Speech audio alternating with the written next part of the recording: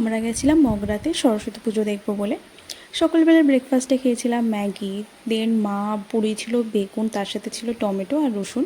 তো এটা মাখা খেতে তো খুবই ভালো লাগে আমার, ভাতের সাথে রুটির সাথে যে কোনোর সাথেই হোক না কেন। তোমরা কারা কারা খেতে পছন্দ করো অবশ্যই জানিও। লাঞ্চ করে ওঠার পরে মা বানিয়েছিল লাস্সি, লাস্সিটাও কিন্তু খেতে দারুণ হয়েছিল। দেন একটু রেস্ট নিয়ে আমরা সবাই মিলে রেডি হয়ে গেছিলাম, আর এই ছিল সেদিনের আমার আউটফিট। কেমন লাগছে জানিও।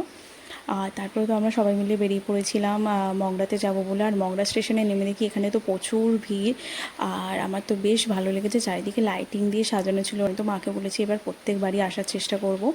আর এই ভিডিওটা না অনেক দিন ধরে গ্যালারিতে পড়েছিল, তাই ভাবলাম একটু শেয়ার করে দিই ভয়েস ওভার দিয়ে, তো একটা স্মৃতি হয়ে থেকে যাবে, তাই না। আর এটা ছিল ফার্স্ট প্যান্ডেল, এমন সুন্দর করে সাজিয়েছিল, পুরো সোনার মতো জলজল করছিল। আর মায়ের মূর্তিটাও তো কিন্তু দারুণ ছিল।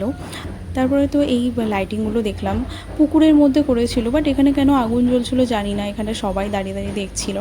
তারপরে আমি একটু ফিট চেক করে নিলাম, অ্যান্ড দেন আবারও অনেকগুলো প্যান্ডেল ঘুরেছি। আর মা সরস্বতী যেহেতু নিজেই বিদ্যা বুদ্ধি বাকের দেবী এবং নৃত্যের দেবী, তো সেই জন্য একটা প্যান্ডেল করেছিল পুরোটাই ডান্সের থিমের ওপরে। আর প্রত্যেকটা জিনিস খুব সুন্দর ছিল, ভেতরেও কিন্তু প্রত্যেকটা জিনিস সুন্দর করে সাজানো ছিল। মায়ের মূর্তিগুলো তো অসাধারণ সুন্দর। আর প্রচণ্ড পরিমাণে ভিড় ছিল রাস্তায় প্যান্ডেলের ভেতরে। যাই হোক, প্যান্ডেল ঘোরাঘুরি করার পর আমরা খেয়েছিলাম 1 প্লেট করে মোমো। মোমোর সাইজগুলো অনেকটা ছোট ছোট ছিল, আর খেতে মোটামুটি ছিল। তারপরে এই প্যান্ডেলটা তো সবথেকে ইউনিক ছিল, বিয়ের থিমের ওপরে করেছিল, তো বেশ ভালোই লেগেছে সবকটা প্যান্ডেল। এবার রাতও হয়ে যাচ্ছিলো, আমাদের বাড়িও ফিরতে হতো।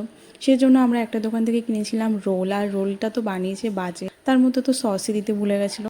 তো যাই হোক, দ্যাট ওয়াজ ইট। তো দেখা হবে নেক্সট মিনি ব্লগে। টাটা।